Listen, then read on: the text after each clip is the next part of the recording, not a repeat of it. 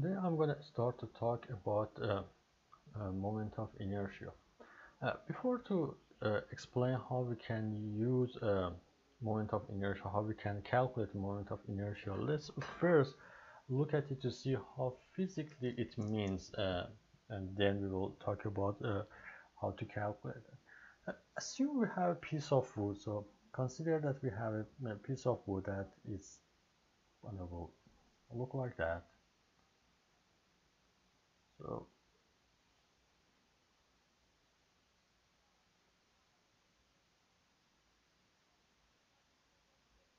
So if we have this piece of wood and we put it onto supports, assume we put a support here, like that. Now assume I draw this piece of wood, uh, exact the same piece of wood, but this time I rotate it for 90 degrees, so it's gonna stay like vertically, like this. Yeah.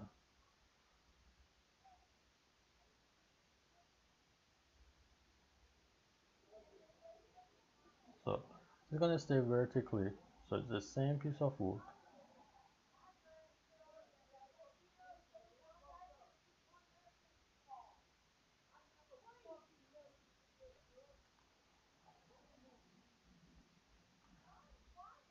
So it's the same piece of wood and it's gonna stay on this the same support. Now assume I would apply a same force on both of them, on the center of them. So I would apply a force F right on the center of this one. And then I would do exactly the same force F on the center of that one. Now if I consider this as case 1 and this one as case 2, and as I said, both of them apply, the force applied on both of them is the F, at the same location. The only difference that one of them is they don't like that, and the other one is 90 degrees rotated. Otherwise, everything else is the same. Now, which of these two we expect to bend more? If we have this one, the one on the left is gonna bend more, or the one on the right is gonna bend more. We know all by experience that the one on the left is gonna bend more. So for example, this one is gonna bend somehow like this, and that one is gonna bend barely under that force. So it's gonna bend very slightly. And we know that by experience. But why is that?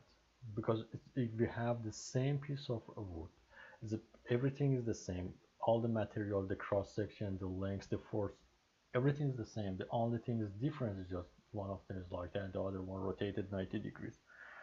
We probably had this experience with the ruler. If you have the ruler, you always see that you can bend the ruler on one if you hold it on one rotation, and if you rotate it 90 degrees, almost there is no way that you can bend that uh, uh, ruler.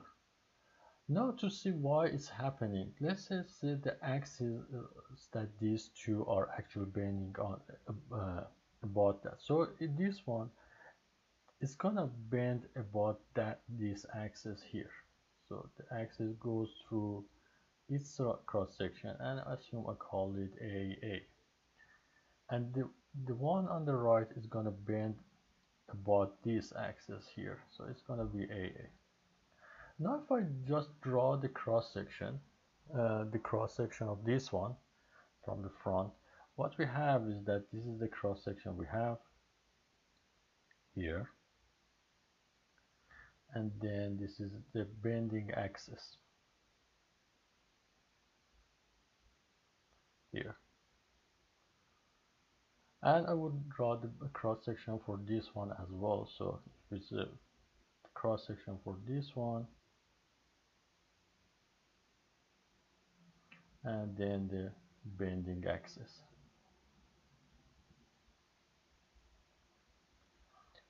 If you look at here, the main difference that these two have is that This one, most of the material in that cross section is close to that center line AA. Why here most of the material in the section is far away from the that bending axis AA.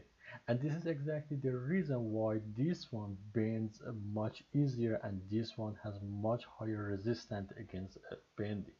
The reason is that here the material is the same material, but the rotation is in a way that the material are very close to that bending axis. Here the material are further away from the bending axis. Therefore, this one uh, mm, uh, uh, is more stronger and it has more tolerance against bending compared to this one. So this one bends much easier than this one. And this is exactly why if you have seen most of the beam that they are using in construction, that build the construction, most of them is the T shape or the I shape. And the reason is that if I have a T shape uh, beam, if you look at the T shape, it's exactly why it's like that. If you look at that and you draw the uh,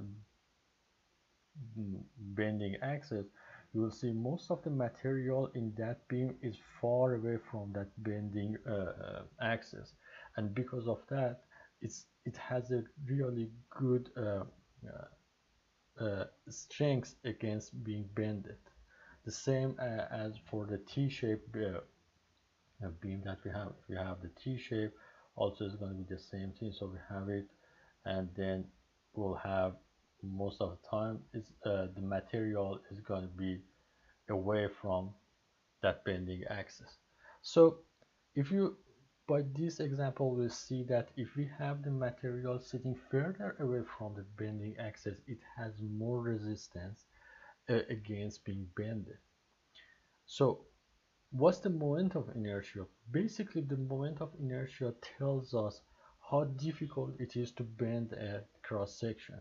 It's not, I would not say that it's directly measured that, but if I calculate the moment of inertia for this section on the left and the cross section for this beam on the right, the moment of inertia for this one is going to comes out much larger than the moment of inertia for the one on the left, and therefore that's why I would say that the one on the right is going to be more resistant against bending compared to the one to the left. So in a simple word, you can look at that. If you have a cross section with a larger moment of inertia, basically it's harder to bend it. If the moment of inertia becomes small, it's going to get easier to bend it, that member that you have. If it's larger, then it's going to be harder to bend that member, and that because of that, the moment of inertia is used in lots of design material that different engineers such as civil engineer or mechanical engineers going to use for the designing any member that's carry on the loads.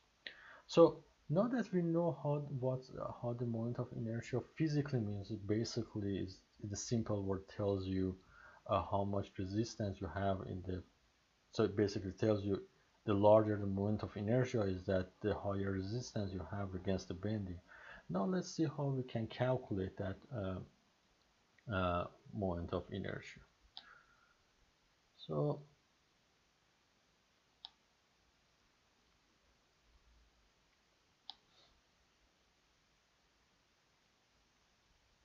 yeah. Now I want to see how we can calculate the moment of inertia. If we have an uh, x and y axis,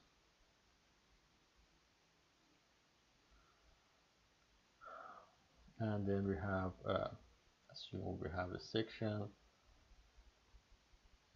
like that in that axis, and if I consider the differential area or differential element in that axis like that and call it dA, and this differential area is sitting with the uh, I would say the distance of x. That's going to be the x, distance of y from x and y axis, and with the distance of r from the origin of that axis we have. Then the moment of inertia for this would be I would write that as the moment of inertia about x-axis, and it usually shown with the I. So moment of inertia about x-axis is the integration of y squared dA, and the same the moment of inertia in the y-axis is the x squared dA, and the moment of inertia about that O, which is going to be the polar format, is going to be uh, r squared dA, and basically it is just if you add the moment of inertia in the y and x axis. So these are how we do calculate the moment of inertia about any of the axes. Mm, Couple of points about the moment of inertia is that, first of all, if you look at that, is the y is a square or x is a square, so it's going to be positive, and dA is the area, so it's going to be positive. So I would say that the ix or iy or jo, any of the moment of inertia, these are always going to be positive, regardless of how you do the calculation, is always going to be positive. The next thing is that, again, here we have the length to the power of 2. Length is squared, so it's also the area, so it's going to be length squared. So the unit for the for this moment of inertia is going to be the length to the power of 4. So it's going to be meter to the power of 4, or feet to the power of 4, or um, any other unit we have is the power of 4. Also, because it's going to be to the power of 4, usually the numbers we have is going to be really large numbers, since all the values are going to be to the power of 4. Uh, so this is basically how we do the calculation of moment of inertia against any given axis that we have. But there is one point that in most cases we have the moment of inertia about the centroid of the um, um, any cross section that we are given, and most of the there are tables in the books that are given the moment of inertia about the centroid. Now, if we know the moment of inertia about the centroid, then how we can calculate the moment of inertia about any given axis, and then it's going to be the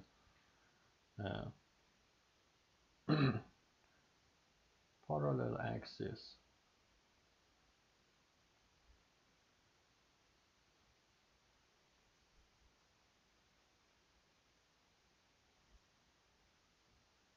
theorem. So we use the parallel axis method to do that. So one more time again, in most of the cases, we know the central, we know the uh, moment of inertia about the centroid of the cross section. Now, if we know that, how we can calculate it about any x and y axis. So to show how that, so assume again we have the cross section here, like that, and then we know that that cross section has a centroid, uh, and its centroid is here, and the axis going through the centroid, we call them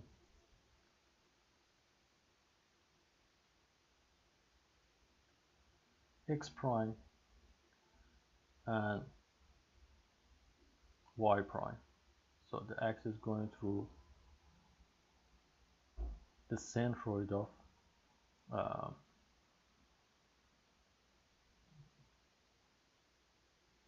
so the axis going through the center. If we know the here's the question: if we know the moment of inertia about the x prime and y prime, how we calculate moment of inertia about the x and y? And this is how we use the parallel axis method. To do that is gonna do the calculations like that. So the moment of inertia about um, x-axis is the moment of inertia about the axis, about the x-axis going through the centroid. So about x prime, and we put the bar on top of that. So this is the moment of inertia about the centroid, then plus the area of that cross section times the distance between these two axes. So times the d sub y squared. So again, don't make it say this is d sub y, this is not dy. So I'm just write it here. This is d sub y. This is the distance between two axes, and don't make it mistake by dy. So it's not that. So it's a d sub y. It's just a distance, and that d sub y is the distance between these two. So it's gonna be, this is gonna be the d sub y, the distance between these two axes. The same for the same in the y direction. So if I um, want to know the moment of inertia in the y direction, if I know the moment of inertia about the centroid, then plus the area times the distance between two axes. This time is going to be d sub x. Again, it's going to be d sub x. Don't make mistakes, not dx. So it's a d sub x, and that d sub x is going to be the distance between these two. So it's going to be from here to here, so between the two axes. So it's going to be d sub x, so this between y and y prime. So what we will have, similar to that, we can do it for the in the polar format, and it's going to say the j about o. If this is the o, is going to be the the j about c, and plus the area and d squared, and the d squared is the distance between the c, and also it's going to be from this point to that point c. So it's gonna, that's gonna be the distance d.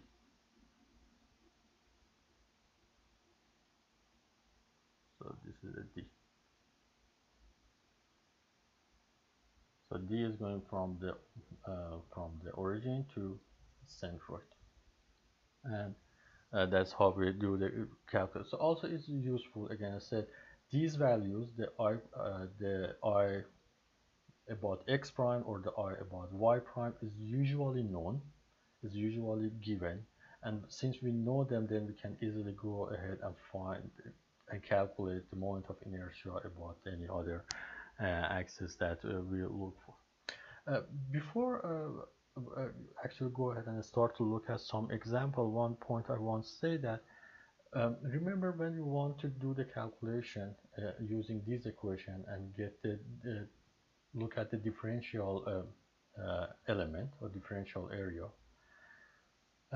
Remember when we were talking about how to calculate the centroid, we says that the easiest way is that to get the dA vertically, always parallel to y. In most cases, it was to be easier to get the dA vertically parallel to y. But it was for the centroid. But when it comes to the moment of inertia, the easiest way is that to get the dA parallel to the axis, we calculate the moment of inertia about that. So if we calculate the moment of inertia about the x, get the dA parallel to the x. And if we want to calculate about the y, get the dA parallel to the y. So basically get one dA for the ix and get one dA for iy. So, and always keep it parallel to the axis that we want to calculate the calculation. If you don't do that, still you can if still you can calculate the moment of inertia, but the integral is going to be more difficult to solve. It's going to comes out much easier if you always get the differential element parallel to axis that you're calculating the moment of inertia about that axis.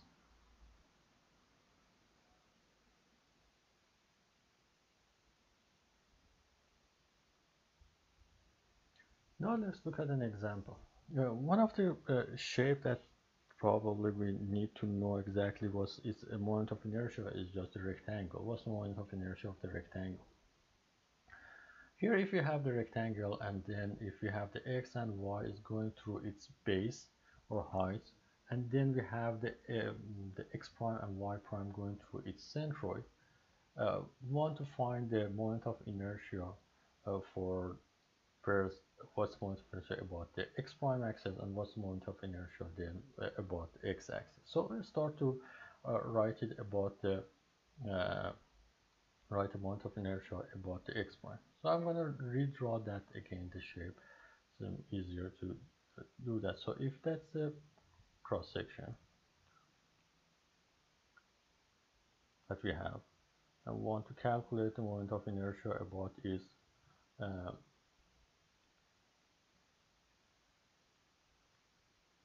x prime axis. Uh, how is it gonna be? What's gonna be the moment of inertia? So remember I said that whenever we want to start to calculate the moment of inertia, the best way that we can approach it is go ahead and get the uh, element parallel to that axis that we want to do the calculation. So we draw the element parallel to the x. So assume this is going to be the element we want to use as a dA. So if it's going to be dA, so this length is going to be dy. So that's what we have. And this length is all going to be the width of that. So it's going to be b. So before starting to calculation, so I would say that I have to get the uh, dA, and the dA is for this case is going to be b dy, and then I know that the integration for the about the x prime is going to be just y squared dA, and therefore it's going to be y squared uh, versus the limitation of the integration. So if I put it here, the limitation, we start from the bottom of that cross section, go all the way to the top of that. So if I start from the bottom of that cross section, it's going to be compared to x prime, it's going to be negative half. It's going to be negative half of the height, because we start from here compared to x prime, and then we end here, which is going to be half of the height again compared to the x prime. So if I draw that axis on this end, then the distances we have here is going to be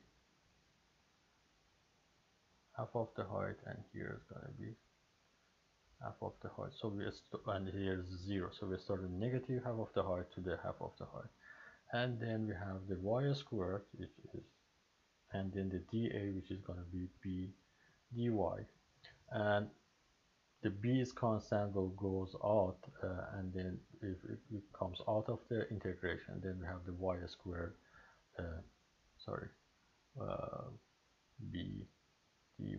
So we're gonna have the y squared dy, and if we do that integration, then the x prime would be comes out as 1/12 of b h cube. Now that we have it about this, now that we do the calculation and we have it about the x prime, we want to see how it's going to be about the x. So if I write it here, I about the x I know that because the x prime is, and let me put the bar here so it's make it more distinctive. The x prime is the ones going through the centroid. So I prime, the moment of inertia about the x is the moment of inertia about the centroid plus the area and then the d sub y squared. And what's the dy here is the distance between two axes. So if this is the x and this is the x prime, so this is going to be the distance between them. It's going to be d sub y. So if I put it here, so the I sub x is going to be, I know the about the centroid is going to be 1/12 of bh squared, and the area is just bh, and the dy here is half of the height, so it's going to be half of the height, power of 2. And if you do the calculation, this will be, comes out as a 1/3 of bh squared. So these are the two equations that we have. This is against the centroid and against uh, uh, the base of that. So basically, I will write it here. If we have, and you probably want to memorize these two equations. So if we have a cross section like that, um,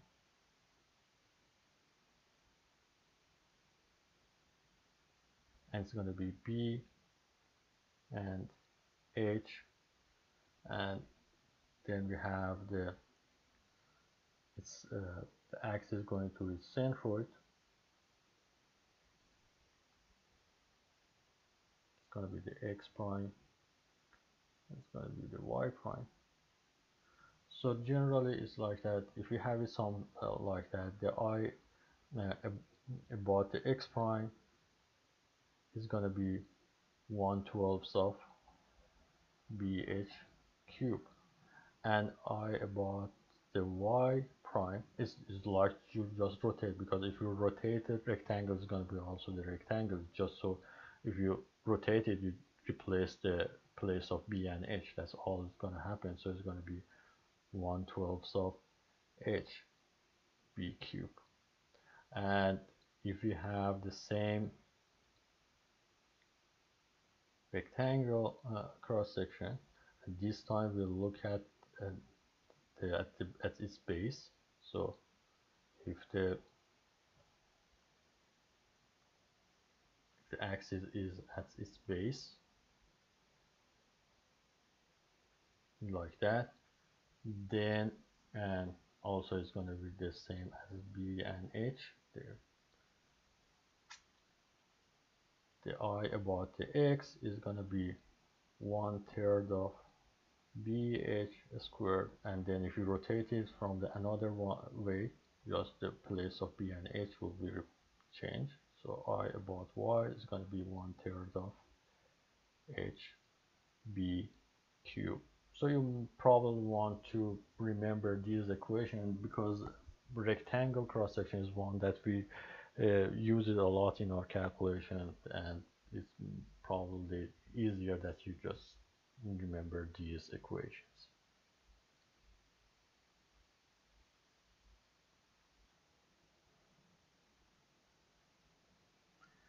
Now let's look at another example. This time this is the shape we have, and we want to find the moment of inertia of that about the x-axis. So this equation has the y is equal to cube squared, and if it's a 10 millimeter in the x-axis and it's 2000 millimeter in the y-axis, and it's not a scaled 1/1. So if you have that and want to find the moment of inertia about the x-axis, remember that the first thing that we want to do, we have to define the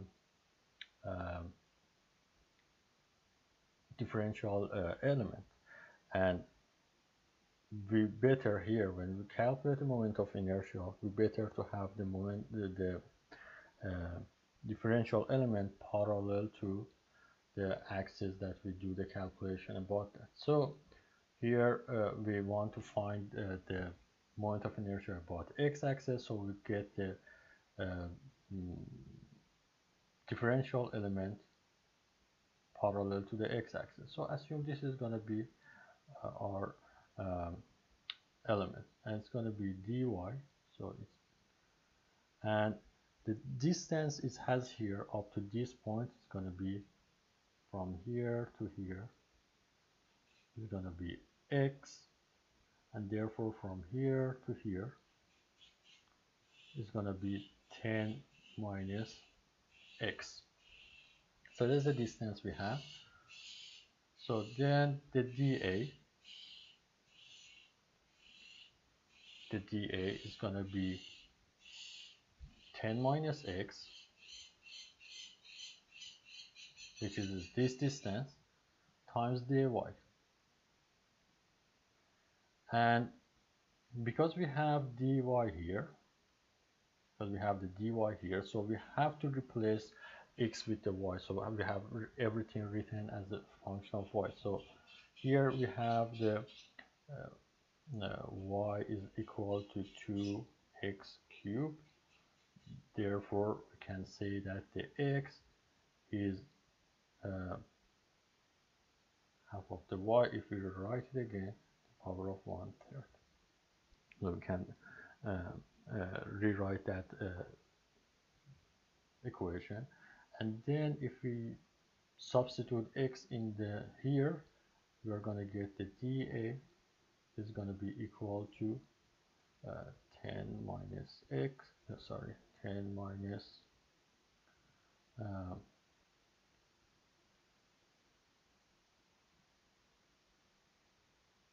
and then times dy. Now everything is written as a function of y. Now that we have everything as a function of y, we can go ahead and calculate the ix, and the ix is going to be the integration of the y squared dA, and the limit of integration is going to be, we are integrating along the y-axis, so it's going to be from 0 to 2000, and then we have the y squared, and then we have the dA, which is going to be 10 minus half of y to the 1/3 dy. And then if we do the calculation, if we calculate this integration, we will get the 2.66 times to the 10 to the power of 8